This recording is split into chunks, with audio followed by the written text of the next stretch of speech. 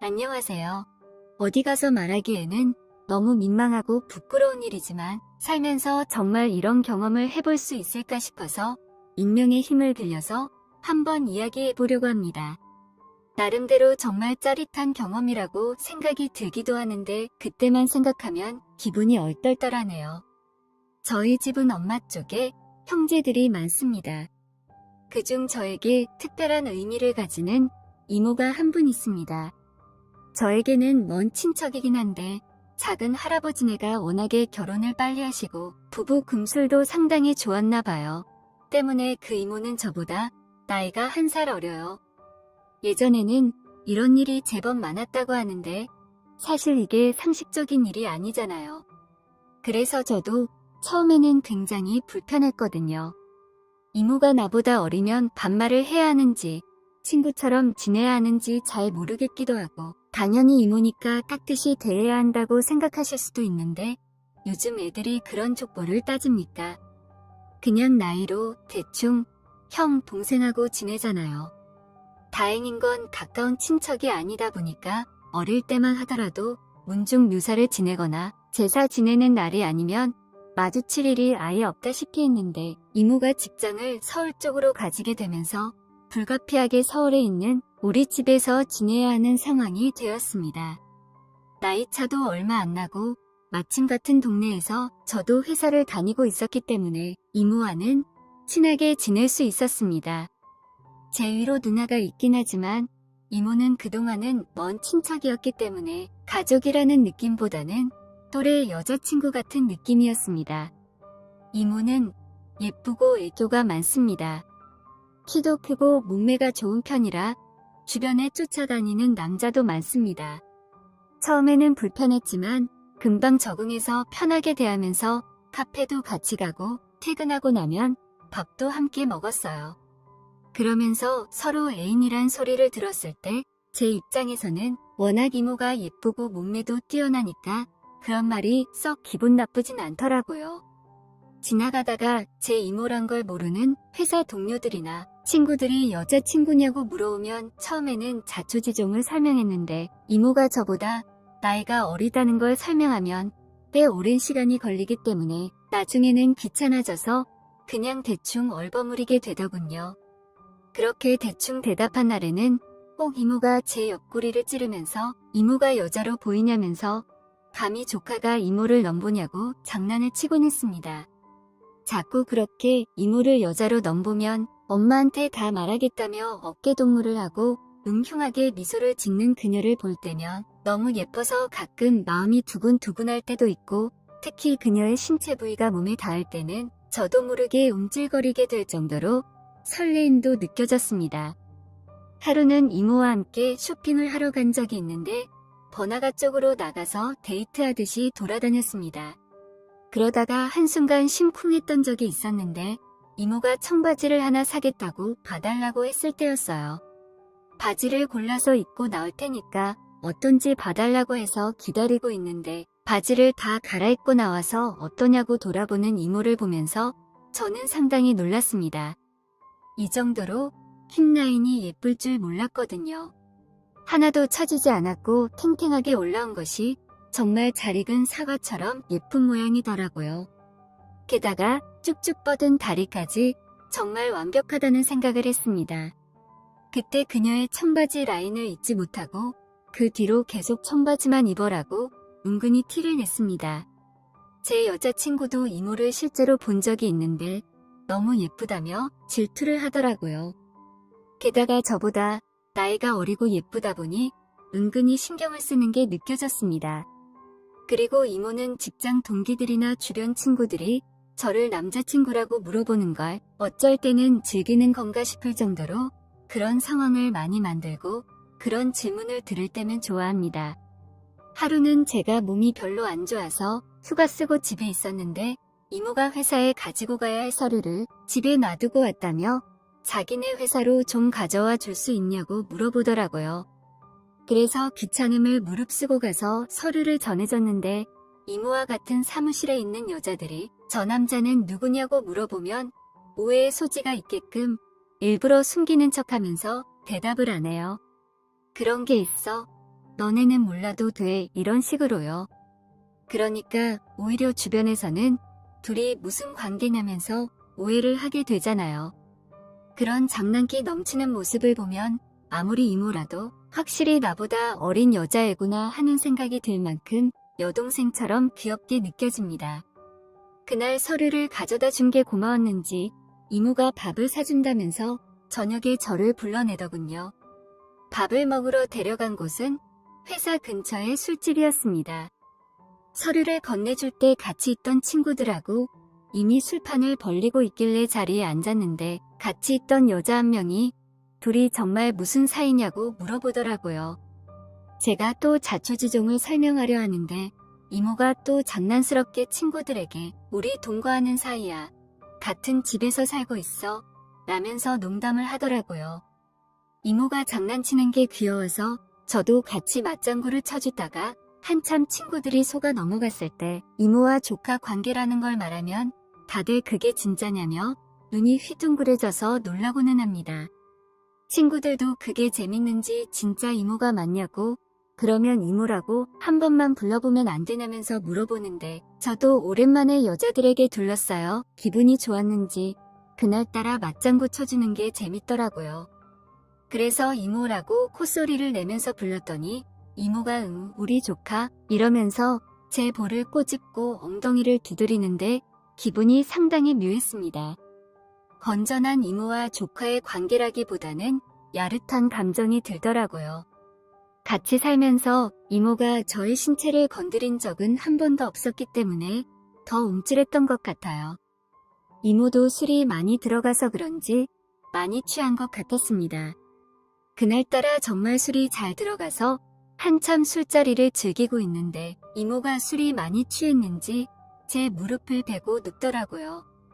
한참 자고 있는 이모를 두고 친구들이 들어갈 때까지 술을 마시고 이제 집에 가려고 이모를 흔들어 깨웠습니다. 그런데 아무리 깨워도 일어나지 않았고 하는 수 없이 이모를 업고 집으로 들어가는 길이었습니다. 막상 인사불성이 된 이모를 데리고 집에 들어가면 엄마한테 혼날 것 같은 생각이 들더라고요. 그 와중에 어깨너머로 풍겨오는 이모의 샴푸 냄새가 제 코를 자극하는데 영락없이 젊고 어린 여자에게서나 날 것 같은 부드러운 냄새가 나더라고요. 술이 많이 들어가서 그랬는지 발걸음을 돌려 이모를 둘러엎고 집이 아닌 숙박업소로 향했습니다. 침대 위에 이모를 눕히고 얼마나 고민을 했는지 모르겠습니다. 여자친구가 있음에도 이모가 그날따라 더욱더 여자로 보였고 그동안 제 안에 쌓여왔던 불끈거림을 표출하고 싶다는 생각이 강하게 들었어요. 세상 모르고 새근새근 자고 있는데 술 때문에 그런지 들려오는 숨소리가 제 마음을 자극했습니다.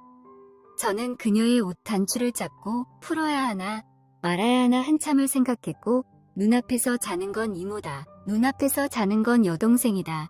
가족이다 이런 식으로 제 뺨을 때리면서 제정신을 차리기 위해 엄청 노력을 했습니다. 그날 밤엔 아무 일도 없기는 했지만 그때부터 이모가 굉장히 의식이 되기 시작했어요. 그렇게 진짜 사건은 얼마 뒤에 일어나고 말았습니다. 하루는 이모를 보러 이모의 형제들이 기차를 타고 서울로 올라오신 날이었습니다. 여동생 같은 이모와 어머니 또래의 이모, 삼촌들이 동시에 한자리에 있으니 정말 헷갈리긴 하더군요. 똑같은 이모지만 한 명은 저보다도 나이가 어리니까 그 상황이 참 적응이 안 됐습니다. 아무튼 다들 오랜만에 만나서 회포를 푸는데 막둥이인 이모를 자식처럼 아껴주는 모습이 참 보기 좋더라고요. 이렇게 다들 모이니까 우리 집이 좁아 보일 정도로 대가족이었습니다. 오랜만에 모인 모습에 아버지도 신이 나셔서 저녁은 노량진에 대게를 먹으러 가자며 다들 엄청 신나있는 분위기였습니다. 이렇게 대가족이 모였는데 지하철을 타고 갈 순 없으니 아버지의 차가 승합차였는데 멀리서 오신 친척들인데 불편하게 모실 수 없다며 승합차에 다 같이 타고 가기로 했고 제가 먼저 맨 뒷자리 구석진 자리에 앉았습니다. 어찌어찌 끼어 타면 한 차에 다 들어갈 법한데 이모는 굳이 우리 조카 무릎 위에 앉아서 가겠다며 안쪽으로 비집고 들어오더라고요. 차 타고 30분 정도는 가야 하는 거리에다가 한 차에 모두 다 타려고 하니까 어쩔 수 없이 정말 이모가 제 무릎 위에 앉아서 가게 되었습니다. 차가 출발하고 처음에는 불편하다는 생각이 들었는데 과속 방지턱 몇 개를 지나니까 제 무릎에 걸터 앉아있던 이모가 점점 저에게 밀착되는 게 느껴지더라고요. 그렇게 이모의 샴푸 냄새가 제 코를 자극하고 새하얀 목덜미에 있는 솜털들이 보이니까 갑자기 그 상황이 의식이 되기 시작하더라고요.